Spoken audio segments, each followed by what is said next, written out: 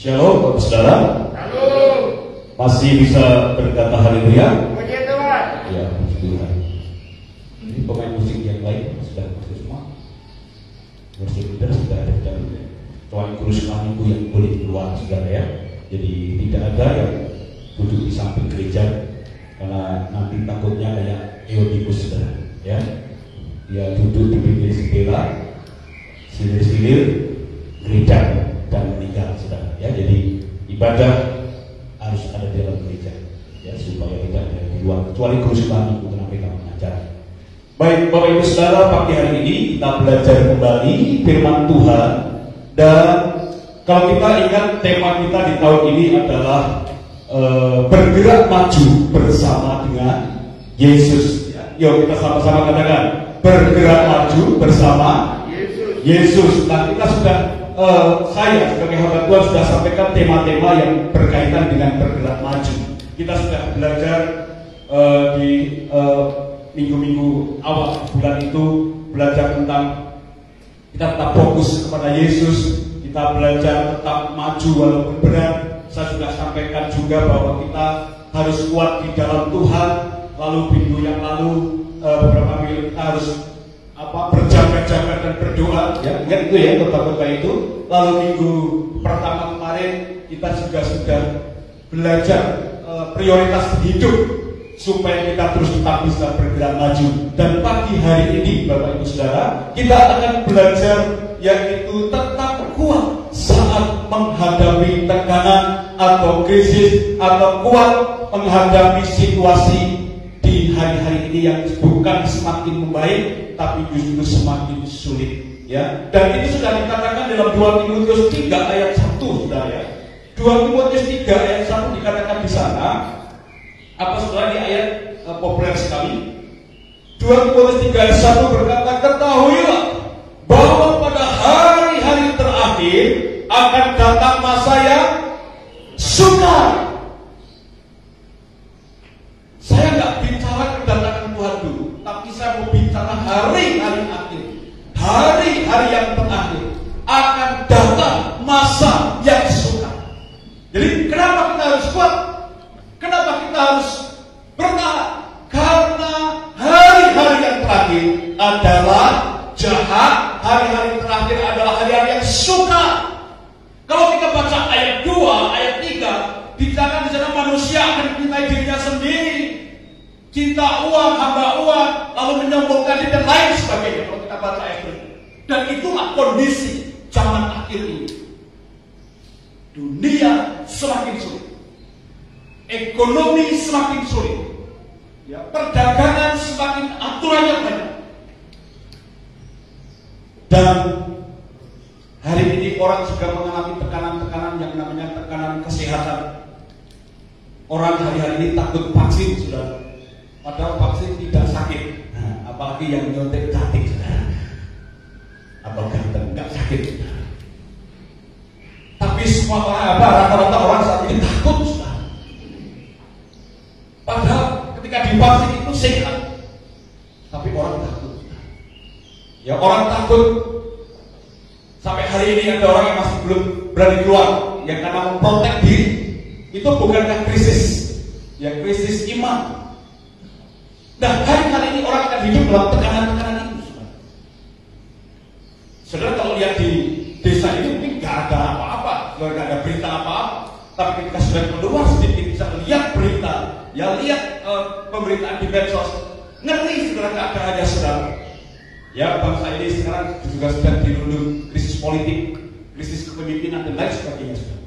Nah, Bapak Ibu yang dikasih Tuhan, oleh sebab itu kita harus menjadi pribadi yang kuat, dan kuat kita yang kuat di dalam Tuhan. 2 Timotius 2 ayat 1. Kalau tadi 2 Timotius 3 ayat 1, sekarang 2 Timotius 2 ayat 1 berkata apa? 2 Timotius 2 ayat 1 berkata begini. Sebab itu, hai anakku, jadilah kuat oleh kasih karunia dalam Kristus Yesus.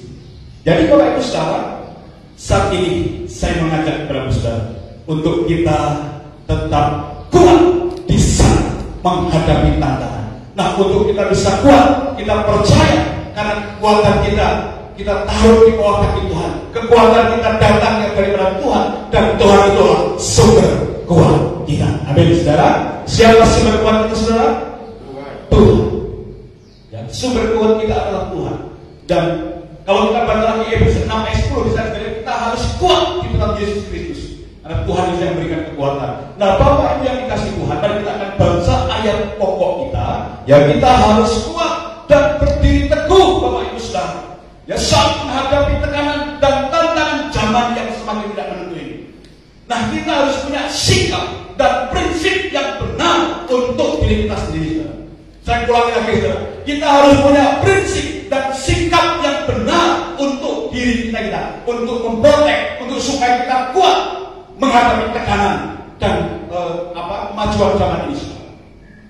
2 Timotius 2 ayat 1 sampai 6. Semua membaca ayat ini, kita akan baca bergantian. Ini adalah ayat pokok kita. Kalau tadi yang saya baca di 2 Timotius 3:1 itu hanya pendahuluan. Ya, sekarang kita baca ayat mas kita 2 Timotius 2 ayat 1 sampai ayat yang ke-6. Kita akan baca bergantian. Di slide sudah ada, kalau sudah lihat ya, untuk sementara slide ada, nanti ayat-ayat berikutnya tidak ada. Nanti Pak Gideon yang membacakan. Yuk kita baca ini dulu. Saya baca ayat yang pertama. Sebab itu, hai anakku, jadilah kuat oleh kasih karunia dalam Kristus Yesus. Mari jemaat. Apa yang telah kau dengar daripadaku di depan banyak saksi, percayakanlah itu kepada orang-orang yang dapat dipercayai, yang juga dapat mengajar orang lain. Ikutlah menderita sebagai seorang prajurit yang baik dari Kristus Yesus. Seorang prajurit yang sedang berjuang tidak memusingkan dirinya dengan soal-soal penghidupannya, supaya dengan demikian dia berkenan kepada komandannya. Seorang olahragawan hanya dapat memperoleh mahkota sebagai juara apabila ia bertanding menurut peraturan-peraturan olahraga. Seorang petani yang bekerja keras haruslah yang pertama menikmati hasil usahanya. Ya, puji Tuhan, saudara. Nah, Bapak Ibu, kita akan belajar dan kita akan menjadi pribadi yang kuat menghadapi tekanan dan perkembangan zaman yang semakin kurang baik ini.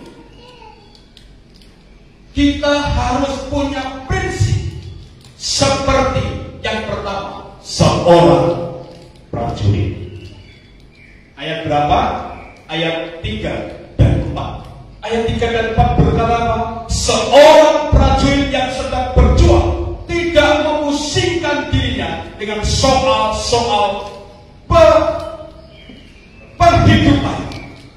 Jadi Bapak Ibu, milikilah prinsip ya untuk kita jadi kuat menghadapi tekanan tantangan zaman ini. Kita harus punya prinsip seperti seorang prajurit.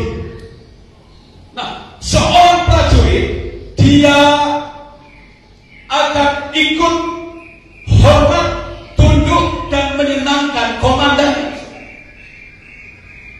Dia akan fokus yang pertama adalah kepada komandan. Lalu setelah seorang prajurit itu akan rela menderita bagi bangsanya yang dibela. Dia rela menderita bagi komandannya. Karena setiap diperintah komandannya, dia akan berkata, siap, siap. Sedangkan kalau dipukul saja, kalau tahu jawabannya apa, saudara? Siap. Saya sering teman-teman kami ketawa banyak, saudara ya. Jadi ngomong sama pendeta saja, ditawari, mari Pak makan siap. Ya, siap. Pak, besok makan ya, siap. Begitu. Ya, saudara, itulah prinsip seorang prajurit.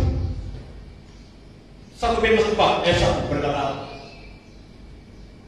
1 Petrus 4 ayat 1. Jadi karena Kristus telah menderita penderitaan badani, kamu pun harus juga mempersenjatai dirimu dengan pikiran yang demikian. Karena barang siapa telah menderita penderitaan badani, ia telah berhenti berbuat dosa. Bapak Ibu, kita harus punya prinsip seperti prajurit yang setia kepada komandannya, yang tidak memusingkan kehidupannya hanya untuk komandannya dan untuk bangsanya. Dan seorang prajurit dia akan ikut dan mau menderita. Kalau kita tarik pelajaran rohnya dari ayat sampai 41 tadi, kita juga harus rela menderita. Buat siapa? Komandan kita siapa? Komandan kita siapa? Yesus. Beberapa khotbah saya lalu, ikut Tuhan jangan cuma cari berkatnya, jangan cuma terima berkat. Tapi ketika dalam kondisi krisis pun kita harus percaya, kita tetap hormat dan fokus kepada Tuhan. Kolose 3 ayat 1 dan 2. Kolose 3 ayat 1 dan 2.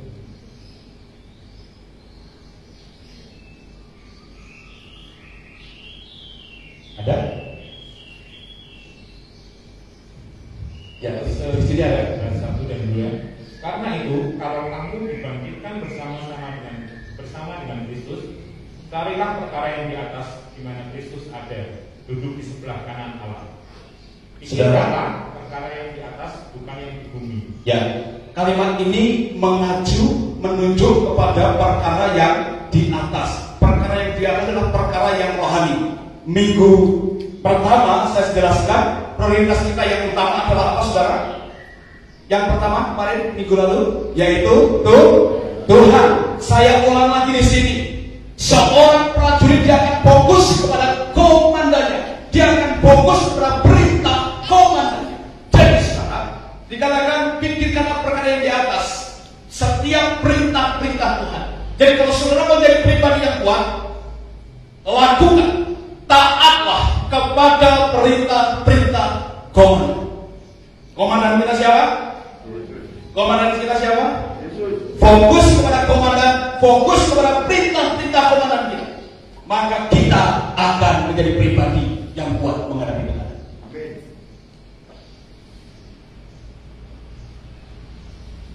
Lalu kalau kita baca ayat ini lagi, saudara, kembali ke 2 Timotius 2 lagi. Ya, seorang prajurit yang sedang berjuang tidak memusingkan dirinya dengan soal-soal penghidupannya. Kalau sudah ikut komandan, seluruh kehidupannya dijamin sama siapa? Komandan. Sama dengan Bapak Ibu dengan saya. Sekali kita percaya Yesus, ikut Yesus, percaya bahwa komandan kita Yesus Kristus yang akan mencukupi seluruh kebutuhan kita. Jangan pusingkan apa yang besok kali makan, kali pakai. Firman Tuhan katakan jangan kamu khawatir, betul nggak saudara? Tentang apapun yang kamu makan dan pakai dan minum. Karena kita punya komandan. Fokus kepada Yesus dan taatilah perintah komandan kita. Maka kita akan salah jalan, saudara. Ya, tapi kalau kita cakar dewe, ya, komandan bilang jangan diserbu dulu, kita serbu, jangan tembak dulu, kita tembak, ya pasti akan terjadi aja apa. Lalu Bapak Ibu Saudara, sebagai seorang komandan, sebagai seorang prajurit tidak boleh lengah, karena di sekitarnya ada ranjau, mungkin ada bidikan-bidikan panah dari musuh. Mungkin ada senjata-senjata yang tidak kita lihat dari musuh.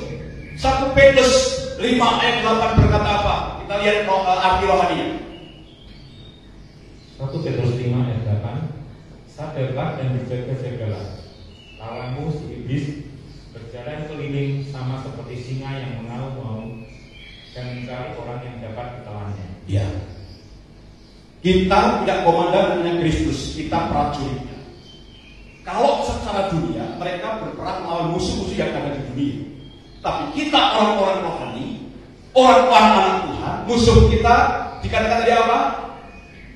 Iblis yang diibaratkan singa yang sedang mengaum-ngaum mencari mangsa. Sekali kita lengah, maka iblis atau singa itu akan menerkam. Jadi berjaga-jagalah, jangan sampai lengah. Nah, kita dulu sudah pernah dengar tentang videonya berjaga-jaga dan berdoa. Tapi di sini saya akan fokus kepada jangan kita lengah. Makanya jangan sembrono, saudara. Oh, dosa sedikit gak apa-apa. Oh, ngapusi sedikit gak apa-apa. Ini namanya kita lengah, membuka celah, saudara. Padahal iblis ada di sekeliling kita dan siap menerima. Memang kita tidak secara fisik kita berperang membawa senjata seperti tentara pada umumnya. Ini hanya karena prinsipnya saja kita pakai. Tentara itu, saudara, ya. Coba slide berikutnya. Ya, kalau lihat kita waspadai musuh iman kita, ya. Masih belum ketemu. Ya, saudara lihat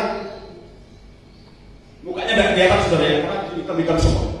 Tapi matanya itu, saudara, kalau dilihat di videonya itu, matanya itu orang dia lihat kanan kiri, waspada.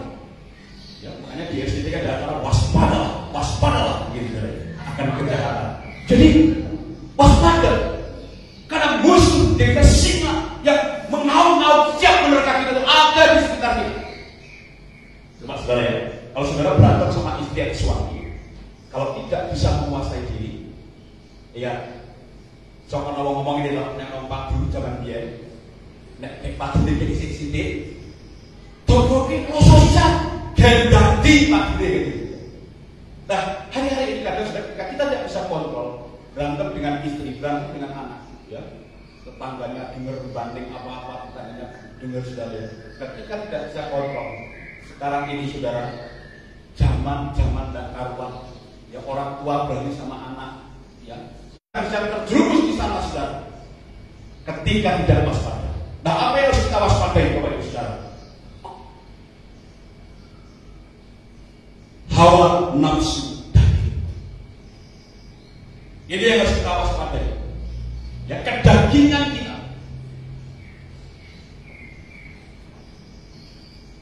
Ini yang sering kita mudah jatuh. Makanya prinsip seorang prajurit, dia akan mewaspadai musuh di sekelilingnya. Nah, kalau kita orang-orang rohani, sebagai prajurit Kristus, yang harus kita waspadai adalah apa, saudara? Hawa nafsu daging. Harus disalibkan. Ya, dalam Galatia 5:24. Galatia 5:24. Barang siapa menjadi milik Kristus, dia telah menyalibkan daging dengan segala hawa nafsu dan keinginannya. Ya, kita sudah jadi milik Kristus. Salibkan segala kedagingan kita. Amen. Makanya saya nggak suka makan yang kaki empat, saudara. Beja, kursi, bukan ya. Ya, sapi, kambing itu mengurangi. Takut apa katanya? Kedagingan, bukan itu. Kedagingan di sini bukan itu, saudara. Ya, kedagingan setiap menghadapi persoalan, setiap menyelesaikan persoalan, selalu yang ditonjolkan apa, saudara? Okolnya dulu, bukan akal. Okol sama akal itu beda. Ya, orang kalau dengan kedagingan menyelesaikan masalah, okolnya dulu, urusan belakangan, betul, saudara? Tapi orang yang waspada, orang yang hati-hati, ya, orang yang berhikmat, dia sebelum memukul atau sebelum okol ini diajukan, dia akan berpikir panjang dulu resikonya. Apalagi yang perlu kita waspadai, yaitu jalan dunia atau nilai-nilai dunia atau gaya hidup duniawi, hidup glamor, ya, pesta pora, minum-minuman, mabuk-mabukan. Bapak Ibu, ini yang perlu kita waspadai di hari-hari yang modern ini, di zaman yang modern ini, sudah. Katanya kalau nggak ikut edar, katanya orang kedua. Orang sekarang berbondong-bondong melakukan kesalahan besar karena itu dianggap umum. Orang-orang pada mengikuti. Yang dibilang umum, yang disebut umum, orang mengikuti, padahal yang umum itu belum tentu benar. Karena cara-cara dunia, nilai-nilai dunia ini sekarang, ini ngeri sekali. Prinsip dunia itu, kalau kongsi, ya, Kalau kongsi, kalau untung dibagi rata. Kalau rugi ditinggal. Itu cara-cara dunia. Ya, korupsi, sabotase. Nah, pemain bulu tangkis Indonesia sekarang seperti itu ya, nggak disamain, alasannya nggak jelas. Nah ini kan kasihan. Itu cara-cara dunia untuk memuluskan, untuk supaya Indonesia tidak bisa jadi juara. Karena Indonesia adalah musuh terbesar di perbulu tangkisan dunia sekarang. Ini yang terjadi. Pola-pola dunia, ya, pola-pola dunia itu. Kalau kamu baik, aku baik sama kamu. Nah itu pola-pola dunia. Tapi ajaran Kristus, kamu tidak baik pun, aku harus baik. Itu yang sulit. Ya, jadi ekstreman itu artinya perbandingannya adalah yang harus kita terapkan adalah nilai-nilai firman Tuhan. Kembali ke atas adalah taat kepada komandan kita. Apapun perintah Tuhan kita Yesus sebagai komandan kita harus taat. Bukan pola-pola dunia. Ya, itu sudah. Nah, yang kedua, kita harus punya sikap dan prinsip yang benar untuk diri kita. Bagaimana yang agar kita kuat? Yang kedua adalah mari kita memiliki prinsip seperti olahragawan. Seperti apa, saudara? Olahragawan atau atlet, saudara. Ayat 5. Mari kita lihat di ayat yang 5 itu. Dikatakan begini. Seorang olahragawan hanya dapat memperoleh mahkota sebagai juara apabila ia bertanding menurut peraturan-peraturan olahraga.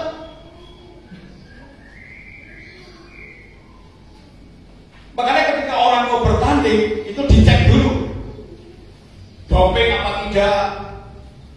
Kesukaan orang Indonesia, orang Asia, ya kalau mau olahraga minum yang dulu biar tambah berani. Nah, ya.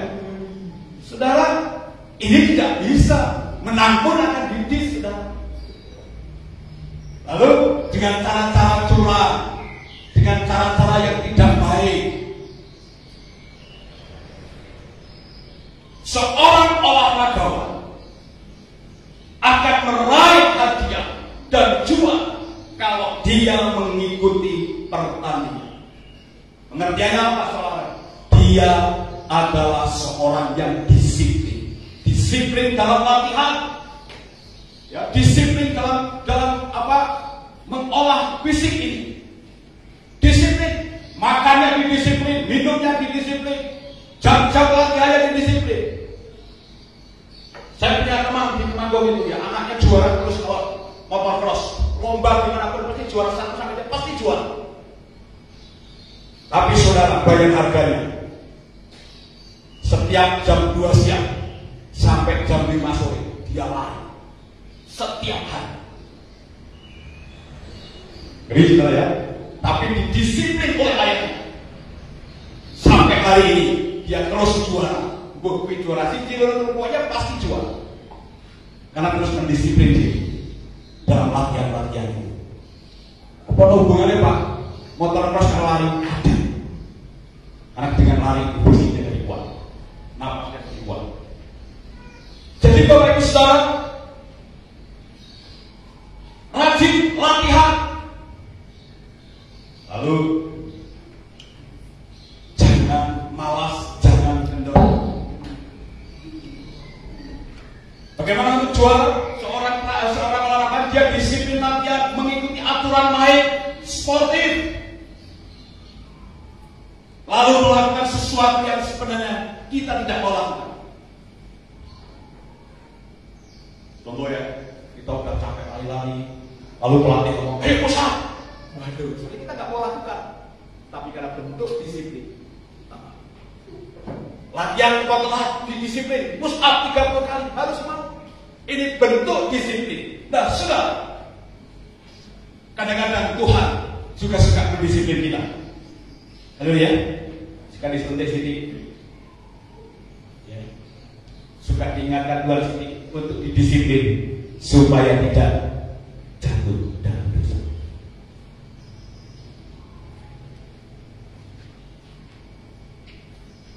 Lalu kalau kita ambil pelajaran rohaninya, apa yang perlu didisiplin dalam latihan rohani kita sebagai seorang olahragawan rohani? 1 Timotius 4 ayat 8 berkata begini, latihan badani itu terbatas gunanya, tetapi ibadah itu berguna dalam segala hal karena mengandung janji baik untuk hidup ini maupun untuk hidup yang akan datang. Jadi begini, prinsip olahraga harus, tapi kita ambil prinsip rohaninya. Artinya apa? Saudara olahraga, ya, saudara olahraga berdisiplin 2 jam, ya, setiap hari Minggu, sepeda 2 jam, didisiplin 2 jam, setiap pagi 2 jam dari jam 5 pagi sampai jam 7 misalnya. Tapi jam-jam 2 sudah tidak didisiplin, jam-jam baca firman sudah tidak disiplin, jam-jam penyembahan sudah tidak disiplin, jam-jam ibadah sudah tidak disiplin. Apa yang akan terjadi? Kita akan mengalami kemenangan. Karena hidup ini, kata Rasul Paulus, adalah sebuah pertandingan. Makanya Rasul Paulus mengatakan apa? Aku telah mengakhiri apa? Pertandinganku dengan baik. Jadi Bapak Ibu yang dikasihi Tuhan, mari kita disiplin ibadah kita. Sudahkah kita ibadah tepat waktu, didisiplin? Sulit, saudara. Untuk jam 7 sampai gereja itu sulit. Tapi mari kita mendisiplin diri seperti seorang olahragawan supaya menang dalam kehidupan kita, supaya kita kuat dalam menghadapi pergumulan. Jam-jam doa kita di rumah dengan istri dan anak-anak didisiplin, setiap jam berapa, setiap mau tidur didisiplin, saudara, supaya kita kuat menghadapi tantangan. Baca firman sudah dibantu oleh Bapak Gembala melalui meja Gembala, melalui grup, bahkan melalui pribadi saya kirim ke semua jemaat. Tujuannya apa? Supaya mendisiplin kita setiap pagi baca firman. Jadi nggak cuma olahragawan yang rajin ngatur, ya, push up berapa kali, ringan berapa kali, naik sepeda berapa kali. Dalam kehidupan rohani kita punya prinsip orang olahraga, yaitu apa? Mendisiplin diri.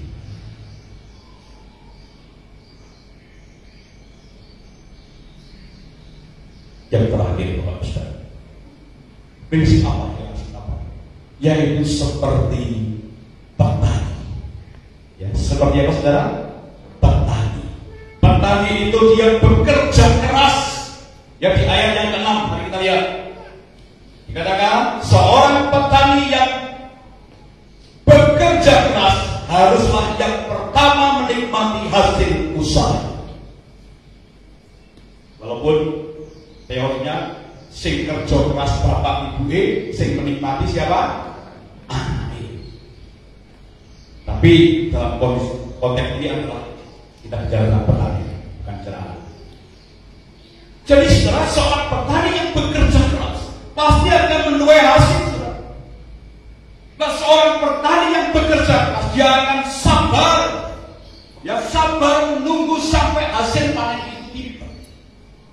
Nah, ketika menunggu hasil panen tiba itu kadang ada warna, kadang ada cabluk, kadang ada yang namanya angin sehingga padi itu roboh. Lalu seorang petani harus mendirikan, mocongi, dikasih bangku supaya bisa berdiri dan lain sebagainya.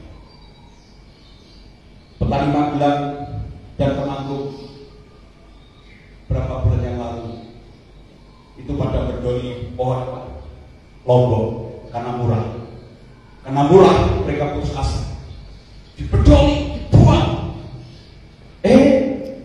1 bulan kemudian setelah dibedoli lombok laku 80.000 kilo. Terus kadung tiba bedoli karena nggak sabar. Tapi saya lihat petani secara umum, apalagi saya lihat petani di sini, mereka sabar. Ya, mereka sabar. Kalau nggak bisa nandur dikecil, nggak bisa dikecil ditandur, nggak bisa dikecil ditanduri jagung. Bapak Ibu, milikilah prinsip seperti seorang petani yang terus tetap menabur walaupun sulit. Coba dibaca ayat referensinya, Yakobus 5 ayat 7 berkata, Yakobus 5 ayat 7, karena itu saudara-saudara, bersabarlah sampai kepada kedatangan Tuhan. Sesungguhnya petani menantikan hasil yang berharga dari tanahnya, dan ia sabar sampai telah turun hujan musim gugur dan hujan musim semi. apa artinya Bapak? Mau musim hujan, mau musim panas, mau musim gugur, mau musim semi, petani tetap menabur dan dengan sabar menanti hasil panen. Saudara, apapun yang terjadi dalam kehidupan kita, mungkin kita belum mencapai keberhasilan yang maksimal. Sabar, sabar sambil menanti, tetap menabur walaupun sulit. Saudara, berkat atau panen itu akan berhenti ketika kita berhenti menabur. Saya lihat ya, ketika musim kemarin itu, ya, kalau yang bisa nanam tembakau ditanam tembakau, yang bisa tanam jagung ditanam jagung. Tapi yang malas, lah beres, dinengke berong, dia tidak mengalami hasil. Ketika prinsipnya salah, wah sudah, ini musim hujan terus kok, tak tandur tembakau mesti kolonyot. Wah ini panas terus, tak tanduri jagung paling yo garing. Nah ketika teorinya itu, saudara nggak akan bisa menuai berkat Tuhan. Tapi ketika mau panas, mau hujan, jadwalnya, jamnya nandur, dinone nandur, tetap nandur, pasti akan menuai. Amin saudara. Itu pengertian jasmani, pengertian rohani. Kalau kita menabur, pasti akan menuai.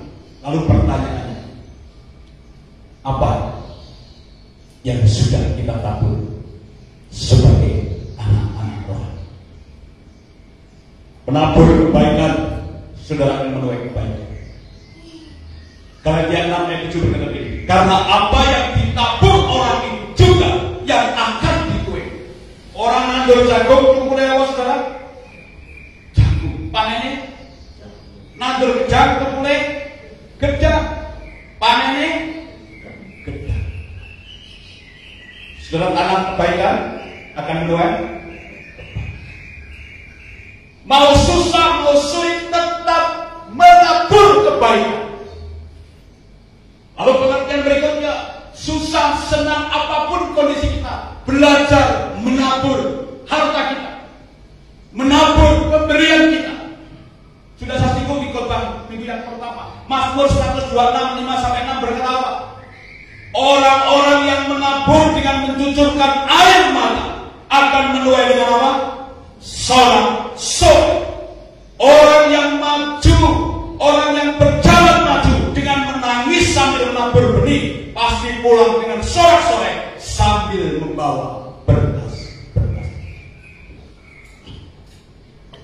Makanya kalau saya doa, Tuhan berkati persembahan persepuluhan, persembahan ucapan syukur, persembahan sukarela, ya, persembahan tangan.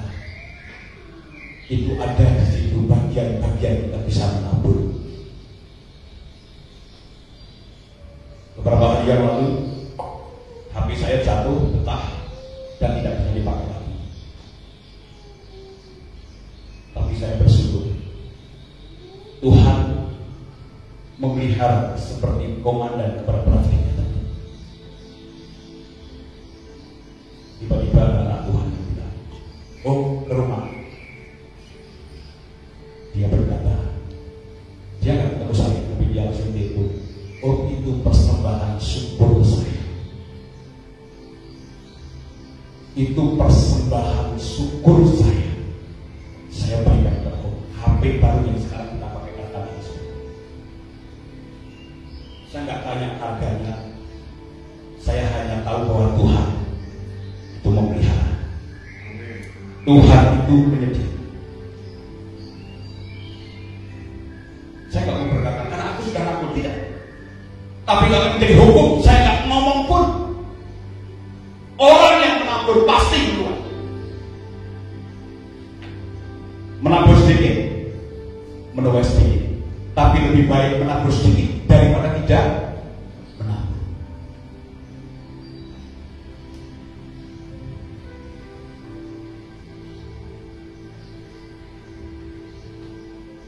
Coba kasih gambar yang ini mas, belum ini mas, yang gambar orang yang menabur pasti akan menuai atasnya.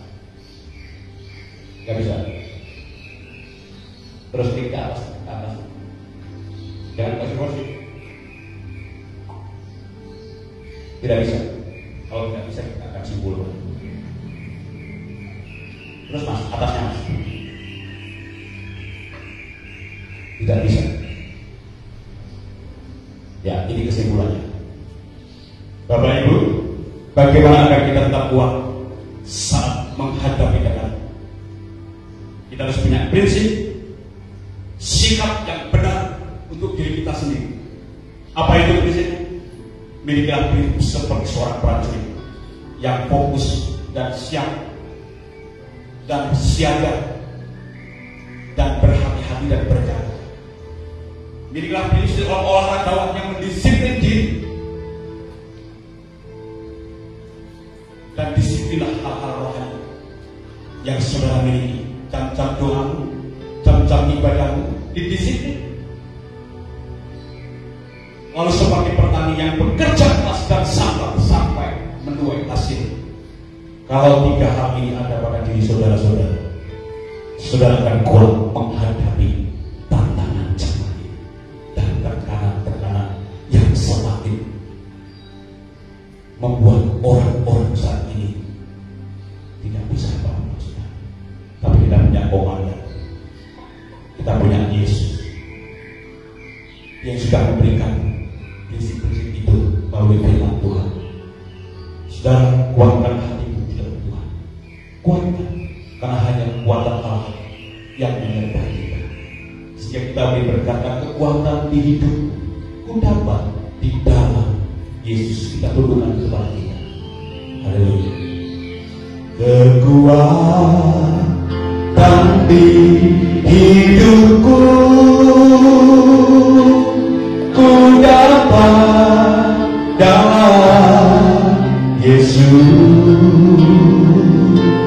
Dia tak pernah tinggalkanku, setia menopangku, berseru berharap dalam Yesus. Mari sama-sama katakan kekuatan di hidupku. Haleluya.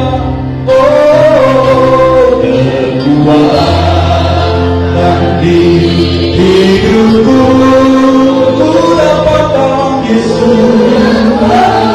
Dalam Yesus. Dia tak pernah, dia tak